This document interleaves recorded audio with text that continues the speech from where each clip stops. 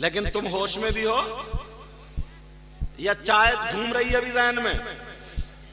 होश में हो बोलो, ले लूं इम्तिहान, फेल तो नहीं हो गए? सुनना चाह रहे हो तो फिर हाथ उठाओ, कौन कौन सुनना नहीं चाह रहे आप? बड़े होश में हो। अच्छा तुम रहे, जाकिर भी उठाने वाले थे, ये तो खुद ही उठ गए। देखो जेब में हाथ डालना है,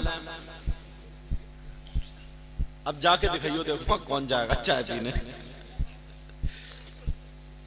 वली पिछली रात में मिलने आया। ओ बेटा, ओ मैं पकड़ के भी ले जाता हूँ, मदरसे में 3 साल पढ़ाता हूँ, पूरा हाफिज बनाता हूँ, तब भेजता हूँ। अब हुआ यूं, अगर चोर होगा तो उसके मिलने वाले कौन आएंगे? चोर आएंगे। पहलवान होगा तो उसके दोस्त कौन होंगे? पहलवान होंगे। और अगर कोई पौवा मारने वाला हुआ तो वही पिलक्कड़ आएंगे, पिलक्कड़ या पियक्कड़ बोलेंगे, पिलक्कड़ बोलेंगे, जो भी हो। और अगर कोई अल्लाह वाला होगा तो उसके दोस्त कौन आएंगे?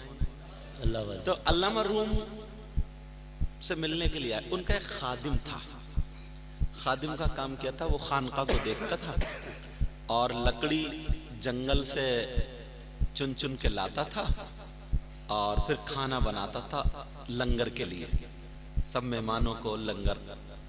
तो हमारा ये जो सिलसिला ना, इसमें भी लंगर की बातें हैं, ये बताऊंगा तुम्हें। तो चुन चुन के लाता था, बेचारा सो गया। तो रात के आखिरी हिस्से में खादिम को आवाज दिया, खादिम जी सरकार, बोले मेहमान आए हैं, क्या खाने का इंतजाम हो जाएगा? जी सरकार, अभी बना के लाता हूं, अभी लाता हूं, सब सारी चीजें हैं। कहा जी हुजूर। अब जब आके देखा ना तो लकड़ी नहीं थी। अरे अब क्या करे, गैस का जमाना तो था नहीं, समझे, गैस का जमाना नहीं था। जो पुरानी औरतें, उनसे पूछो बेचारियों ने कितनी मसाले पीसे हैं, कितने मूसल चलाए हैं, कितनी चक्की चलाई है। और आज की तो पूरे घर को अकेली चला रही है, चक्की कम चला रही है, समझे, पूरे घर को अकेली रफ्तार कर रही है। मूसल चलाएगी, भैयों भैयों में लट चलवा रही है। और हद तो ये है, औरतों को शौहर की इजाजत के बगैर घर से निकलना जायज नहीं जी। मगर ये इजाजत ले रही है, तुम गए धान लगाने और ये गई मोहल्ले में आग लगाने। ये मामला है। लेकिन सुनो जी, और अब तो ना खून पी लिया, खून बताओ हजरत। बस पहले तो कपड़े धोना पड़ते थे, सरफ होता था हाथों से, अब तो सारे कपड़े डाले, वॉशिंग मशीन का बटन दबाया, अगर एक सरफ की थैली एरियल की अगर डालनी है ना तो पूरी 1.5 डाल ली, 1.5। अच्छा बोला हजरत है नहीं, कह रहे हैं यही बात है, तजर्बा इन्हें भी हो गया लग रहा है। इमाम साहब भी पूरे दुखियारे बैठे हैं आज। ये मेरे स्टाफ के, इसलिए मैंने कहीं इन्हीं पे रख के छोड़ दूं बंदूक जी। तो अब लकड़ी नहीं, अब वो क्या करे, जंगल अगर बीनने जाए तो देर हो जाएगी, सुबह निकल आएगी। मगर बड़ा आशिक था, मुरीद था, तुम्हारी तरह नहीं था कि चाय पे भाग रहे हो। अब वो कोने वाले तो मूंछों पे हाथ धर रहे हैं चाय पी के, और बेचारे के हाथ तक नहीं लगी है उसके। अब हुआ ये, उसने सोचा क्या करूं, खाना भी बनाना है, क्या करूं। पीर साहब ने कह दिया, मगर मुरीद पक्का मुरीद था, लकड़ियों पे तेल डालने वाला रखा हुआ था। उसने अपना पांव लिया और तेल छिड़का, आग पांव में लगाई, पांव को चूल्हे में रख दिया और खाना बना लिया। सुभान अल्लाह, सुभान। है कोई ऐसा? एक उंगली चल जाए ना तो उई उई उई करता पूरी रात। अगर एक उंगली चल जाए, छाला पड़ जाए, पूरे मोहल्ले को उठा ले। और अगर किसी की बीवी के छाला पड़ जाए, पूरे मैके को पता चल जाए। समझे? मगर उसने पूरा पांव तेल डाल करके पूरा पांव जला करके खाना बना लिया, गूदा जल गया, हड्डी हड्डी रह गई। कितना बड़ा आशिक होगा, कितना बड़ा चाहने वाला होगा। जरा सी भी उसने सी नहीं की, खाना बना लिया, लुंगी उसने ढक ली और खाना लेकर के अल्लाह वालों की बारगाह में ले गया। मगर अल्लाह मरूम से नहीं छुप सकता, अल्लाह वालों की नजर से नहीं छुप सकता। पहचान लिया कि ये इश्क की बातें चल रही है। अल्लाह मरूम ने खाना ले लिया, खा लिया और कहा जाओ बेटा आराम से सो जाओ, सुबह को आराम से उठोगे। इतना जब कहा, उस मुरीद का कहना है जब मैं चटाई पे जा करके लेटा तो इतनी अच्छी नींद आई, इतनी अच्छी नींद आई, इससे पहले कभी इतने आराम से मैं सोया ही नहीं था। और जब आंख खुली ना तो देखा तो पांव बिल्कुल ठीक। उसने सोचा यार ये काम बढ़िया हो गया भाई, अब लकड़ी बीनने वाला मामला खत्म। जो लकड़ी बीनने चाहते थे वो मामला खत्म। बस पांव पे तेल लगाया, चूल्हे में रखी है, पांव चूल्हे में रखा, क्या हो रहा है? बोला खाना पक रहा। ए इश्क तेरे सदके जलने से छूटे सस्ते। एक बात बताओ, कल को तुम प्रधान जी से मशवरा करोगे और परसों को सुभान अल्लाह कहोगे क्या?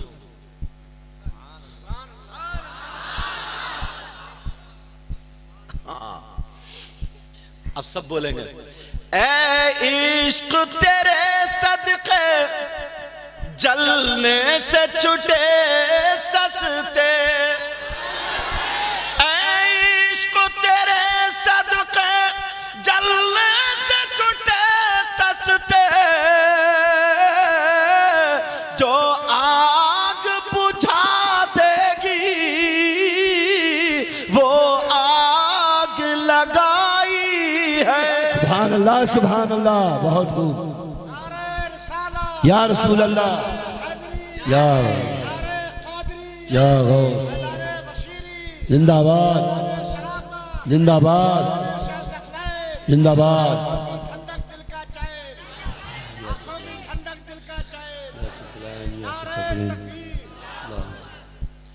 ईमानदारी से कह रहा हूं, कुछ के दिल में ना जब हजरत ने कह दिया चाय ले जाओ बंद, तो कुछ बोले 5 मिनट लगेंगे, पिला दो। और वो भी अपने लिए नहीं कह रहे थे, तुम्हारे लिए कह रहे थे, समझे? वो तो मैं बैठा था ना, वरना 2-4 कहता हाँ बोले हाँ पिला दो, हाँ पिला दो। चल बहरहाल तुम्हारा भी इश्क है, ऐसी बात नहीं है। एक चाय का कप ही तो था जो उस पे फिसल गए तुम। एक चाय के कप की बात सुनो जी, सुनना चाह रहे हो या नहीं, या खत्म कर दें? अच्छा पहले वो उसकी बात तो बता दूं, जो पूरी कर दूं ना, उसका जो पैर जलाता था 17-18 मर्तबा जब ऐसे ही हो गया, अब एक दिन पीर मुर्शिद प्यार में आ गए, बोले तरह। अच्छा उसको प्यार में क्या बोलते थे? लांगड़ी बोलते थे, लांगड़ी। क्या कहते हो लांगड़ी? तरह जी सरकार। अल्लाह मरूम कहने लगे मांग ले, क्या मांगता है? सुभान अल्लाह। आज किस्मत खुल गई, आज पीरो मुर्शिद खुद कह रहे हैं मांग, क्या मांगता है? अगर तुमसे ना तुम्हारे पीरो मुर्शिद कहते मांग क्या मांगता है, तो मालूम है तुम क्या मांगते? कहते सरकार एक ट्रैक्टर दिलवा दियो। क्या कहता सरकार ऐसी दुआ कर दियो ना, फसल थोड़ी कमजोर हो रही, फसल अच्छी हो जाए, कारोबार अच्छा। हमारे पास बड़े फोन आते हैं, बोले रोते हुए 3 साल 4 साल शादी हो गए, बच्चे नहीं है, कोई कह रहा है बेटी की तबीयत खराब है, कोई कह रहा है बेटी की तबीयत। आज तक ये फोन नहीं आया इल्ला माशाल्लाह एक आध दो कि हजरत दुआ करना कि मेरा खात्मा ईमान पर हो जाए। ये दुआ कराने वाले अब नहीं रहे, बस माल हड़प और गड़प, चाहे किसी का ही हो। जल से मैं कहेगा नारे तकबीर नारे निसाल और नापाक है, ये आलम है। मगर अल्लाह मरूम कहने लगे मांग क्या मांगता है, मांग ले। बहने बोले नहीं, इनका मीलाद अलग है। वैसे यहां अल्लाह का शुक्र है, इस गांव का क्या नाम है? सावर खेड़ा। अल्लाह का शुक्र है कम बोल नहीं है, वरना ये नहीं चुपती है। अगर किसी के जनाजे पे भी, जनाजा कितना गमगीन जगह होती है, वहां तो चुप रहना ना। अगर जनाजे पे भी गई है ना तो करी हु और आंसू एक नहीं निकल रहा, खाली हु कर रही और कर रही हु बराबर वाली कह रही ये सूट कहां से लाई है। नहीं चुपेगी, फिर थोड़ी देर बाद इधर जाएगी उधर कहेगी हु, उसके बराबर में जाके कहेगी वो जरीना की लड़की का रिश्ता कहां हुआ। अब अगर बोलेंगी तो इससे बड़ी वाली सुनाऊंगा। अल्लाह मरूम कहने लगे मांग लो, क्या मांगते हो? वो कहने लगा सरकार मांग लो। क्या मांगो? क्या मांग लो? क्या मांगो? उसने सोना चांदी नहीं मांगा, दौलत नहीं मांगा, रुपया पैसा नहीं मांगा, उसने खाने पीने की चीज नहीं मांगी। मांगा तो क्या मांगा? कहने लगा सरकार बड़े प्यारे लगते हो, अपनी तरह बना दो। सुभान अल्लाह सुभान अल्लाह। अब तो बोली जाओ। मुझे लग रहा है इनके जाकिर के सारे पैसे खत्म करा के छोड़ोगे तुम, मगर खत्म नहीं होंगे इंशाल्लाह और बड़े। कहां जा रहे हो भाई साहब? कहां जा रहे हो यार? हमें भी ले चलो ना। तवज्जो है ना। का सरकार बड़े प्यारे लग रहे हो, बड़े खूबसूरत लग रहे हो, बड़े निराले लग रहे हो, सरकार अपनी तरह बना दो। उन्होंने ये नहीं कहा चल मैं कैसे बना दूंगा। अच्छा कुछ मौलाना ऐसे होते ना जिनके पैचे कुछ ज्यादा ऊंचे होते, समझ गए होगे कौन होते हैं वो अल्लाह के वलियों की शान में थोड़ी थोड़ी थोड़ी थोड़ी डीमक की तरह करते हैं ना। पता नहीं कौन से मदरसे में पढ़ते हैं, कहां पढ़ते हैं, क्या पढ़ते हैं, मर गए मरदूद जिनकी फातिहा ना दुरूद। वो नुक्ता चीनी निकालते हैं, वो करते हैं ये सब बातें। क्या कुरान में यूं है, हदीस में हुवल्लज़ी युसव्विरुकुम फिल अरहामी कैफ़ यशा। अल्लाह ताला जैसे तुम्हारी माओं के रहमों में शक्ल सूरत बना देता है, वो जैसे चाहता है उसकी वैसी शक्ल सूरत बनाता है। अगर वो जिसको काला बना दे कोई गोरा नहीं कर सकता, जिसको गोरा बना दे काला नहीं कर सकता। मगर सहाबा का ईमान क्या था? नबी से नहीं मांगते थे क्या? अल्लाह वाले से मांग लिया, उन्होंने ये नहीं कहा बेटा मैं नहीं दे सकता हूं। मुस्कुरा करके कहने लगे चला जा अंदर को, आ जा। अंदर को जब गए तो अल्लाह वाले ने सीने से लगाया, और जैसे ही सीने से लगाया तवज्जो डाली, अपनी तरह बना दिया। जब बाहर निकले तो कोई पहचानता नहीं था अल्लाह मरूम कौन है और लांगड़ी कौन है। रंग में रख दिया अल्लाह। जब मामला ये हुआ, ऐसे ऐसे पाए के बुजुर्ग, ऐसे ऐसे पाए के बुजुर्ग। लखनऊ में एक बुजुर्ग थे, बुजुर्ग, आज बुजुर्गों की सुना दूं। तो उनकी खिदमत करता था एक शख्स, 8-10 साल हो गए खिदमत करते हुए। तो वही मौलाना मिल गए, वही वाले, और कहने लगे अरे यार तू उस फकीर के पीछे पड़ा जिसकी दाढ़ी थूक में से नहीं रहती है, उसे कपड़े पहनने का ढंग नहीं, उस फकीर को तुझे क्या मिला? उसकी चिलम भरता रहता है, उसकी खिदमत करता रहता है, जूती सीधी करता रहता है। अगर मेरे यहाँ मदरसे में पढ़ता ना तो तुझे 3 साल में हाफिज बना देता, अब तक मौलवी आलिम बना देता। वो बेचारा ना एक तरफ पीरो मियाँ हुजूर की बारगाह में जाकर, जो उसके पीरो मुर्शिद थे ना, बैठिया से कहने लगे, क्या बात है भाई, आज बड़े मायूस बैठे हो? कहने लगा, मेरे दिल को बात बुरी लग गई, थोड़ा चहीता था। कहने लगे, क्या बुरी लगी, किसने कहा? बोल। कहा, वो मौलाना ना, मौलाना वो ये कह रहे थे तुझे उस फकीर के पास क्या मिलना है, इतने दिनों से बैठा। उसने खुल के बता दी सारी बात कि उनकी दाढ़ी भी थूक में सनी हुई रहती है, उनके कपड़े भी पहनने का ढंग नहीं। बोले कपड़े पहनने का ढंग नहीं है, और मैं होता तो अब तक हाफिज बना देता, कारी बना देता, मौलवी बना देता, मुफ्ती बना देता। अरे वो अल्लाह वाला उठ के बैठ गया, कहने लगा, जाओ उस मौलवी को मेरे पास बुला करके लाओ। फकीर से कभी मत टकराना। कुछ होते हैं ना मौलाना जिन्हें अपने इल्म पे बड़ा गुरूर होता है, मगर मारे जाते हैं बुरी तरीके से,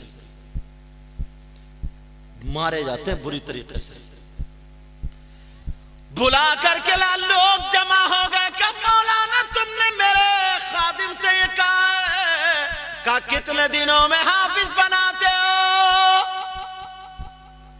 कहने लगा, बाबा 3 साल में। बोले बस।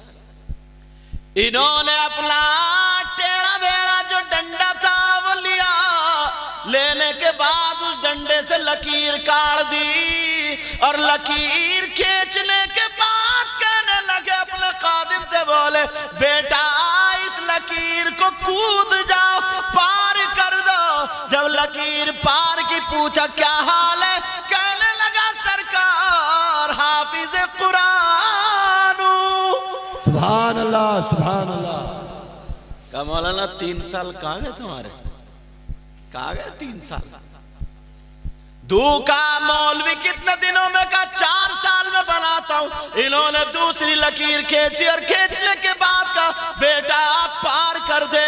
जब पार की का पार कर दे, और खादिम से पूछा क्या हाल है? कहने लगा, सरकार मौलवी हो गया, एक लकीर और पार करा दी आलिम हो गया, एक लकीर और पार करा दी फाजिल हो गया। अब सर पे हाथ रखा, और रखने के बाद दोनों उंगलियां ऐसे कर ली, और कहा बेटा जरा जमीन को मेरी इन दोनों उंगलियों के बीच से जरा देख ले। जैसे ही देखा, बोले पता क्या दिख रहा है? खादिम कहने लगा, सरकार जमीन के 7 तबक नजर आ रहे हैं। सुभान अल्लाह, सुभान अल्लाह। और ऊपर को ये उंगलियां करके कहा, बेटा देख। कहने लगा, सरकार सिदरतुल मुंतहा तक दिखाई दे रहा। का मौलाना क्या हुआ? बोलो तुम्हारे 3, 4, 5 साल कहाँ गए, जरा बताओ। फकीर से बोलता है, फकीर से। उन्होंने अपने डंडे को उल्टा किया, और उल्टा करने के बाद उल्टे डंडे से लकीर खींच दी। कहा मौलाना तुम भी इस लकीर को पार कर दो। उसने सोचा यार मुझे भी जमीन के नीचे का दिखने लगेगा। वो मौलाना भी लकीर को पार कर दिया। जब लकीर को पार किया तो फिर का मौलाना क्या हाल है? कहने लगा, सरकार अलहम्दो भी याद नहीं रही। खत्म खत्म खत्म।